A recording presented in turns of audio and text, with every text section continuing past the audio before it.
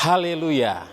Puji Tuhan Bapak Ibu Saudara-saudari keluarga GPD LSAD Magelang yang ada di rumah. Jumpa lagi bersama dengan saya dalam Renungan 79.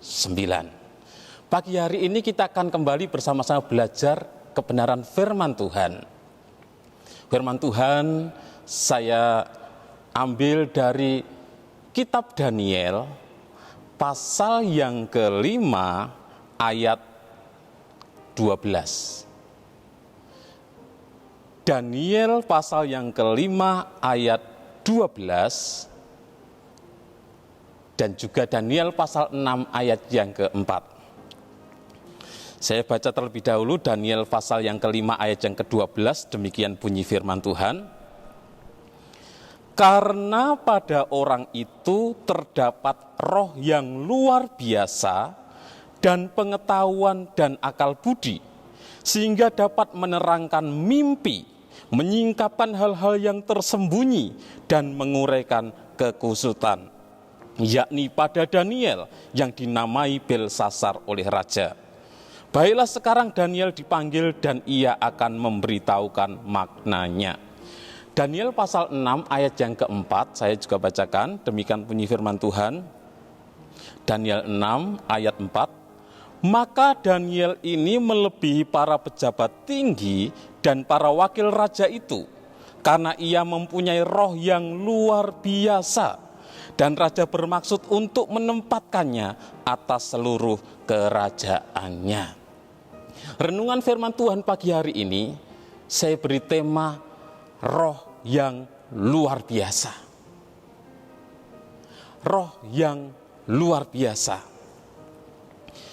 Daniel adalah orang biasa, tetapi dia menjadi luar biasa, melebihi para pejabat tinggi yang lain, melebihi para wakil raja, melebihi orang-orang bijaksana yang ada di Babil. Daniel dapat menerangkan mimpi. Daniel dapat menguraikan hal-hal yang tersembunyi. Daniel dapat menguraikan kekusutan, dikatakan dalam firman Tuhan yang kita baca. Karena Daniel memiliki roh yang luar biasa. Jadi firman Tuhan pagi hari ini saya beri tema roh yang luar biasa. Roh yang luar biasa dikatakan di dalam Daniel pasal yang kelima ayat yang ke-11 dikatakan bahwa Daniel 5 ayat 11, sebab dalam kerajaan Tuanku ada seorang yang penuh dengan roh para dewa yang kudus. Jadi roh yang luar biasa adalah roh para dewa yang kudus. Di mana orang-orang Babil mereka menyembah kepada dewa-dewa. Sehingga orang-orang Babil menyebut Tuhan, menyebut Allah dengan sebutan dewa. Dan dikatakan Daniel memiliki roh para dewa yang kudus. Roh yang luar biasa. Jadi roh yang luar biasa di sini artinya roh Allah. Roh para dewa adalah roh Allah itu sendiri atau roh kudus. Daniel memiliki roh kudus dalam kehidupannya sehingga Daniel orang yang biasa menjadi luar biasa.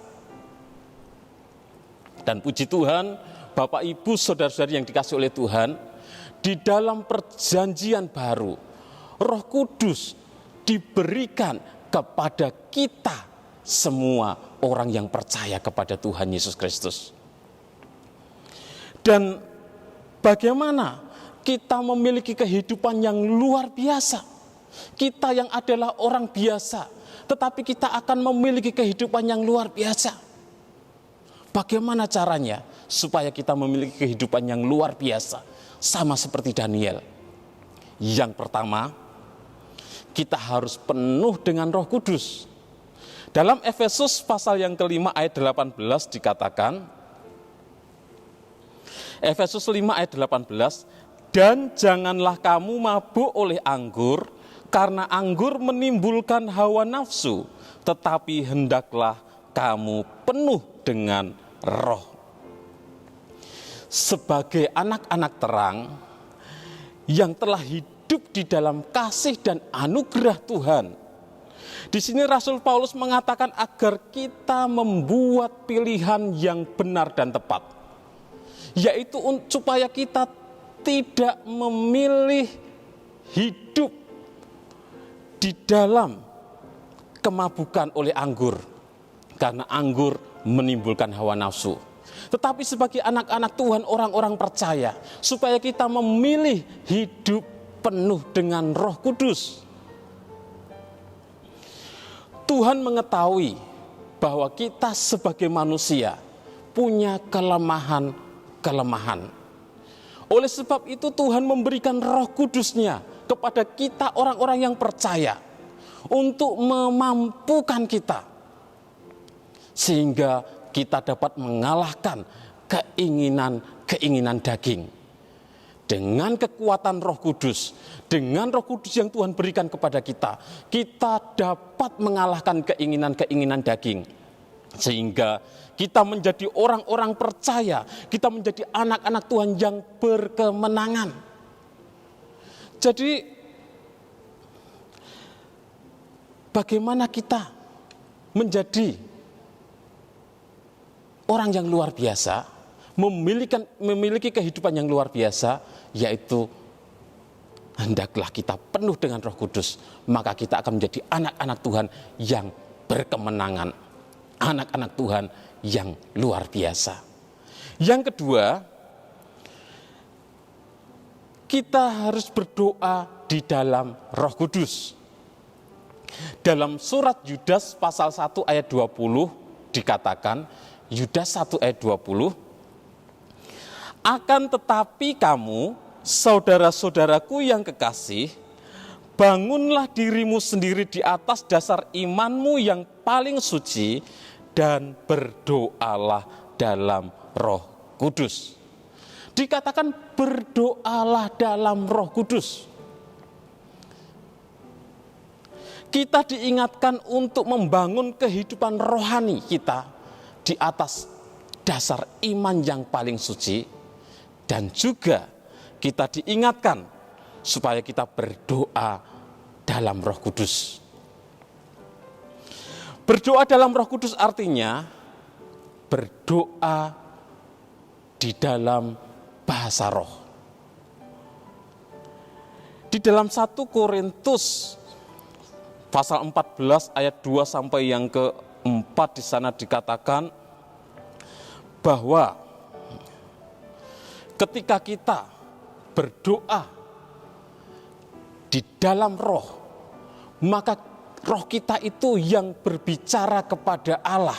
Roh kita itu yang berdoa, berkata-kata kepada Allah, mengucapkan hal-hal yang rahasia, dan hal itu membangun kehidupan pribadi kita dengan Allah, membangun kerohanian kita, membangun hubungan kita pribadi dengan Allah ketika kita berdoa di dalam Roh Kudus.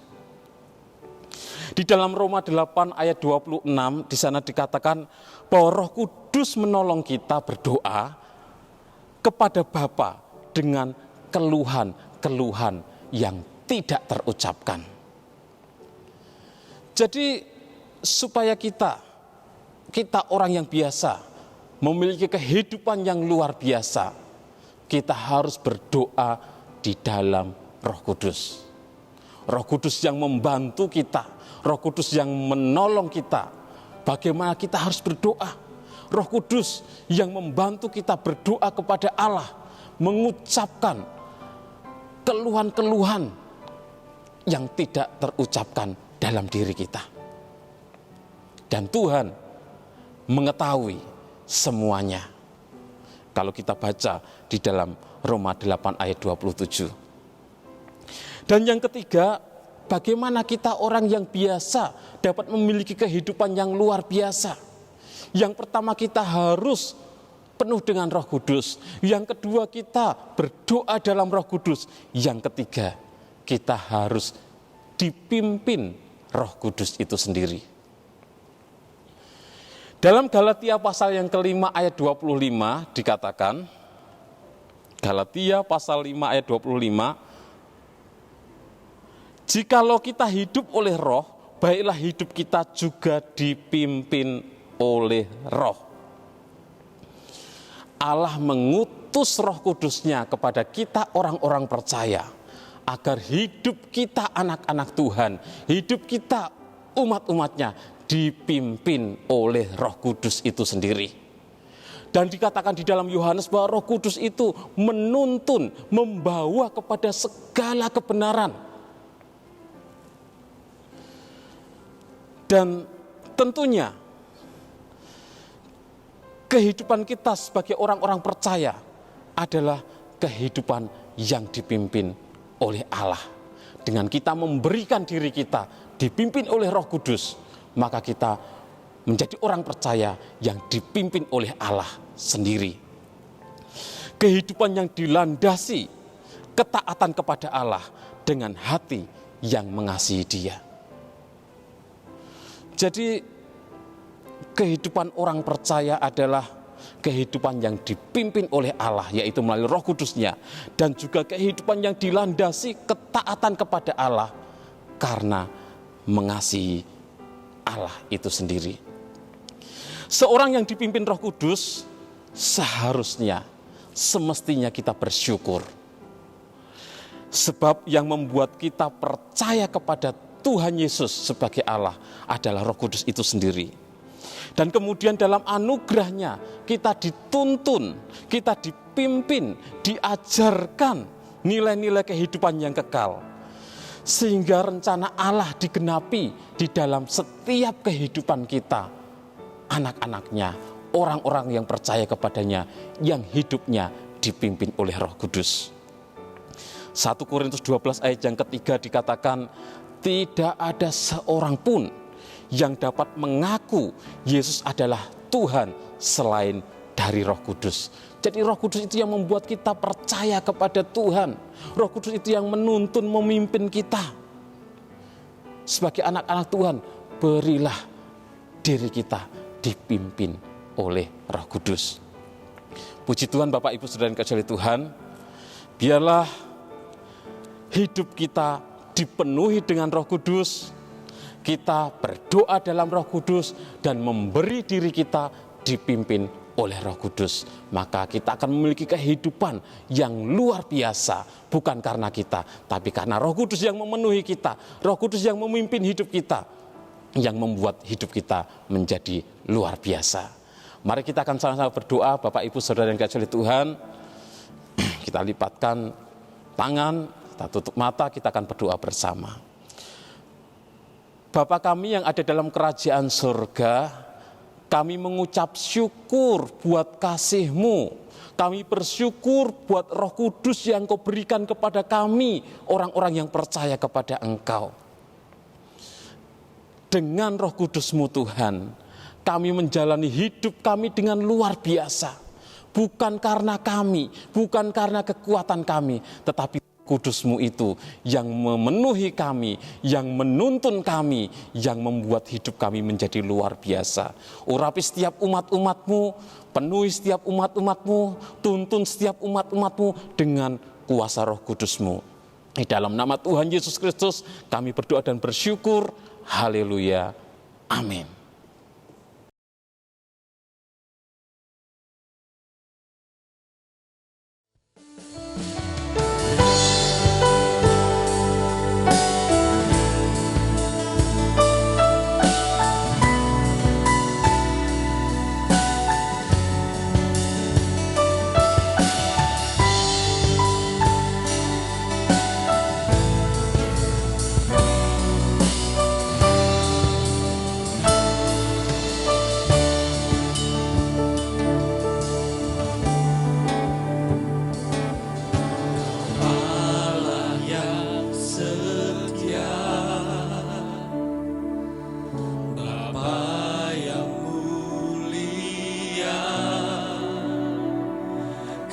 Kasih-Mu besar Tuhan, Kau pulihkan hidupku.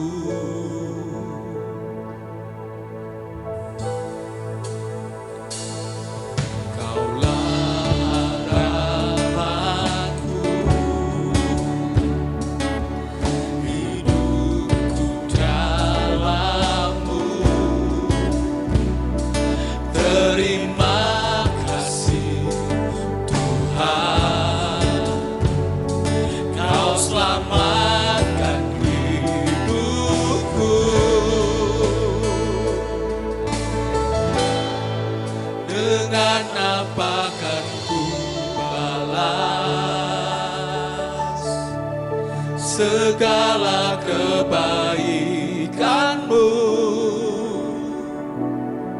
Segenap hatiku menyembah-Mu Yesus, ku bersyukur padamu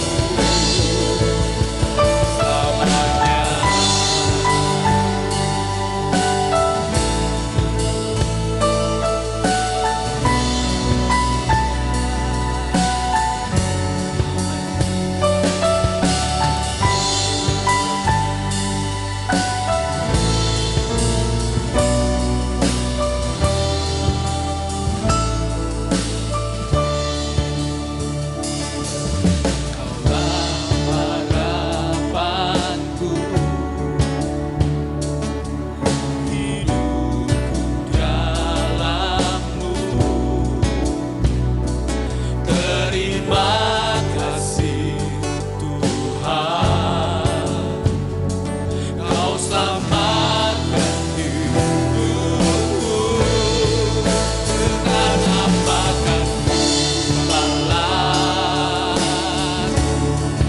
Segala kebaikan-Mu, segenap hatiku menyembah-Mu Yesus, ku bersyukur padamu. Dengan apakah ku balas segala kebaikan-Mu? Segenap hatiku menyembah-Mu Yesus, ku bersyukur padamu.